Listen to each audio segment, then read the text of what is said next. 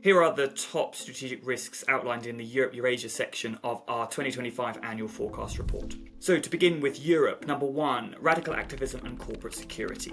Activist threats in Europe continue to evolve, with the growing links between environmental and pro-Palestine activism continuing to present new and established challenges to corporate security across the region. Number 2, immigration-related security challenges. Immigration continues to be an increasingly important issue to electorates across the region, with related security challenges set to pose both hard security risks and knock-on business implications throughout 2025. Number 3, Islamist extremism and terrorist threats.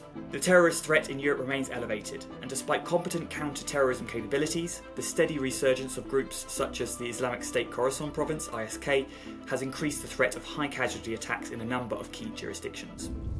Moving on to Eurasia. Number 1, war and peace in the South Caucasus. The ongoing absence of a peace deal between Armenia and Azerbaijan will keep the South Caucasus as a focal point for regional instability, security risks, and increasingly geopolitical competition. Number 2, the impact of the Russo-Ukrainian War.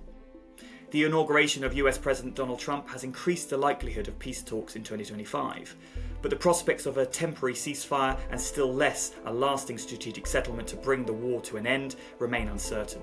Either way, the war will continue to have an outsized impact on operations right across the region for the foreseeable future.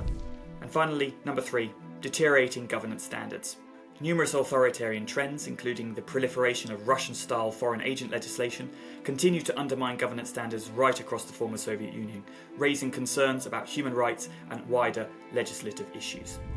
So in summary, from activism and migration in Europe to unresolved conflicts and entrenching authoritarianism in Eurasia, 2025 is shaping up to be a year of significant geopolitical risk and flux in the region. But this is only a small section of the report we provided in the 2025 annual forecast, so please do download the entire report for free down below.